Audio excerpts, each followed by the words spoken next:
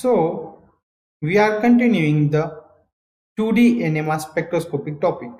So, today we are going to learn about the heteronuclear through the bond correlation methods.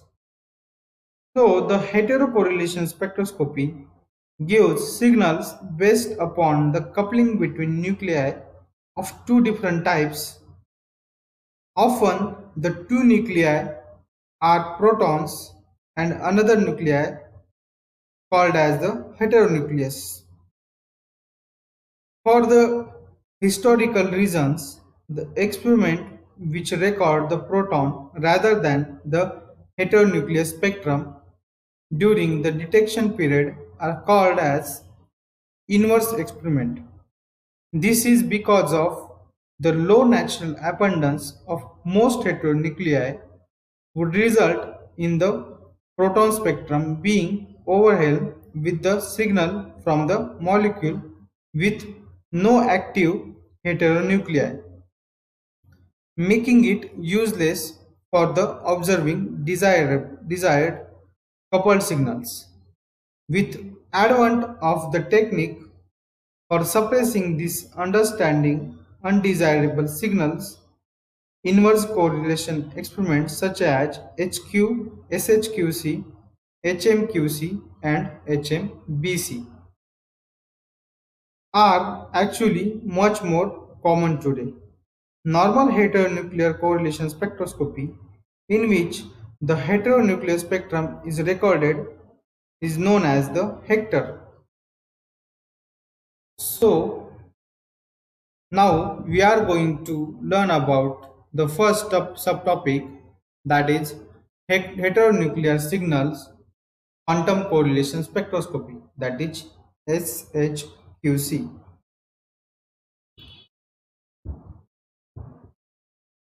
So,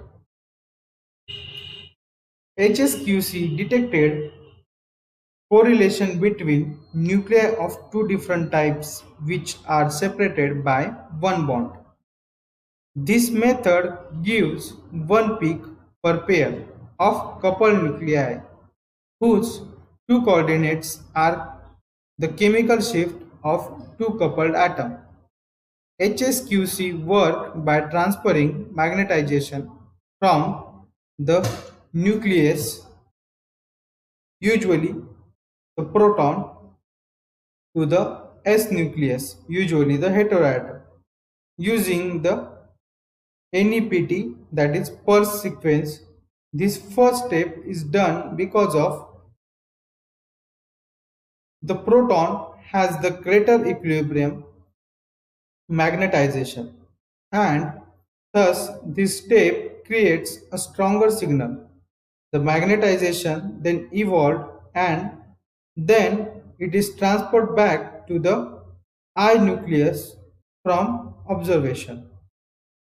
An extra spin echoes step can then the optionally be used to decouple the signal, simplifying the spectrum by collapsing multiplets to the signal peak. Undesired coupled signals are removed by running the experiment twice with the phase of one specific pulse reserved. This reverses the signal of desired but not undesired peak. So, subtracting the two spectra will give only one desired peak. In heteronuclear multiple quantum correlation spectroscopy, that is HMQC, which is another part or another subtype, it gives an identical spectrum as HSQC, but using a different method. The two method gives similar quality result for the small to the medium size molecule, but HSQC is considered to be superior for the larger molecule. So this way, this is the spectra of HSQC as well as HMQC. So this type of 3D spectra we get after the analysis. So now we are going to learn about the heteronuclear multiple bond correlation spectroscopy, that is HMBC. So the HMBT dissects heteronuclear correlation over a longer range of about 2 to 4 bonds. The difficulty of detecting a multiple bond correlation in that the HSQC and HMQC sequences contain specific delay time between pulses, which allows detection only of a range around a specific coupling constant. This is not a problem for the single bond method, since the coupling constant tend to lie in a narrow range, but multiple bond coupling constant covers much wider range and cannot be captured in signal HSQC or HMQC experiment. In HMBC, this difficulty overcome by omitting one of this delay from an HMQC sequence. This increases the range of coupling constant that can be detected and also reduce the signal loss from the relaxation.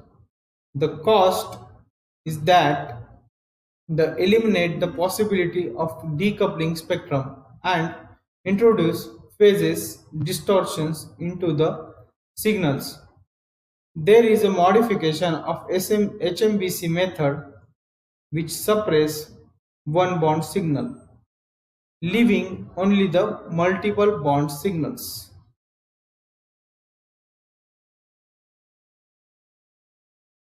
So there is a overcome or outcome is the through the space correlation method.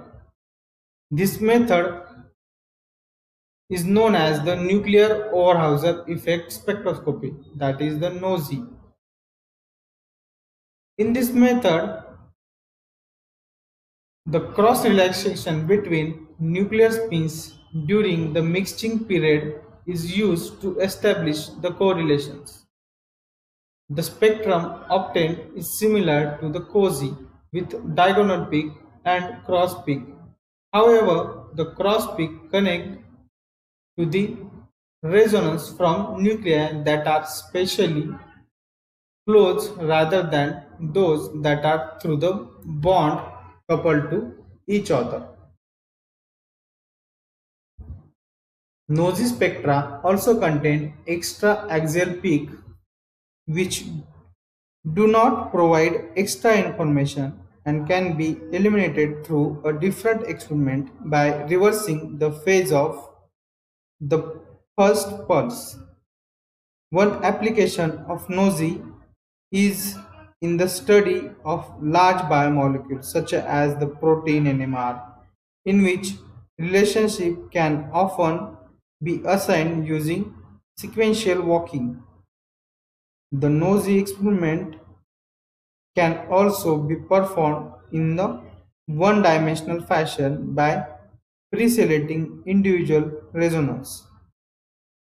The spectra are read with pre-selected nuclei giving a large negative signal, while neighboring nuclei are identified by weaker positive signals. This is only reveals which peaks have measurable NOEs to the resonance of interest, but takes much or less time than the full 2D experiment. In addition, if pre-selected nucleus change environment within the time scale of the experiment, multiple negative signal may be observed. This offer exchange information similar to the XC, that is exchange spectroscopy NMR method.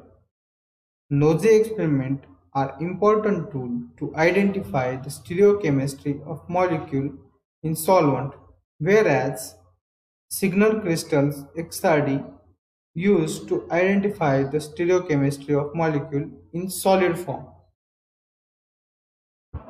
So the one application of NOSI is in the study of large biomolecule. So next type is rotating frame nuclear Oraus effect spectroscopy, that is the ROSI. ROSI is similar to NOSI except that the initial state is different. Instead of observing cross relaxation from an initial state of Z magnetization, the equilibrium magnetization is rotated into the x-axis and then the spin locked by a external magnetic field so that it cannot recess. This method is useful for the certain molecule whose rotational correlation time falls in the range where the nuclear Overhauser effect is too weak to detectable, usually molecules with molecular weight around 1000 daltons. Because Rosie has different dependence between the correlation time and the cross relaxation rate constant.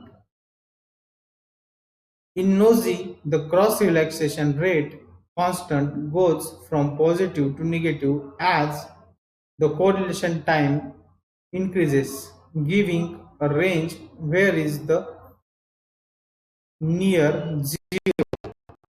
As in ROSI, the cross-relaxation rate constant is always positive. ROSI, sometimes called cross-relaxation, appropriate for mini-molecule emulated by lock spin, that is the camel spin. So the resolve spectra method is unlike the correlated spectra. Resolve spectra spread the peaks in 1D NMR experiment into two-dimensional without adding any extra peak. This method are usually called as a J-resolve spectroscopy, but the sometime also known as the chemical shift resolve spectroscopy or delta resolve spectroscopy.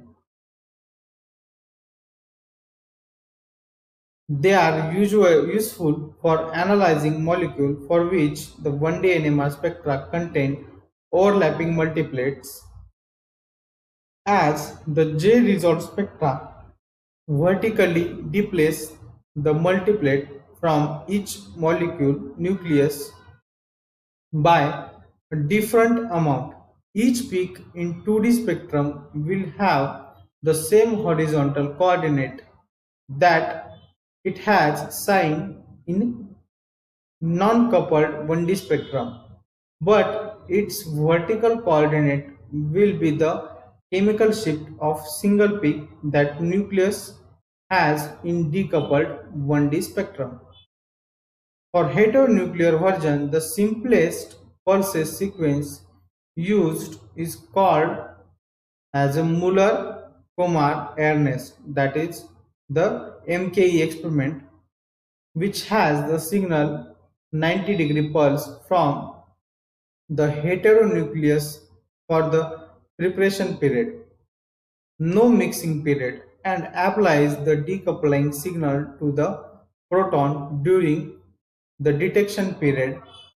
There are several variants on this pulses sequence which are more sensitive and more accurate, which fall under the categories of gated decoupler method and spin flip method. Homonuclear J-resolve spectroscopy used the spin echo pulse system or the spin echo pulse sequences. Thank you so much. Higher dimensional methods that are 3D and 4D experiment can also be done something by the running the pulse sequences from 2 or 3 2D experiment in series. Many of the commonly used 3D experiments, however, are triplet resonance experiment. Example include the HNCA and HNCO-CA experiment, which are often used in proton NMR spectroscopy. Thank you.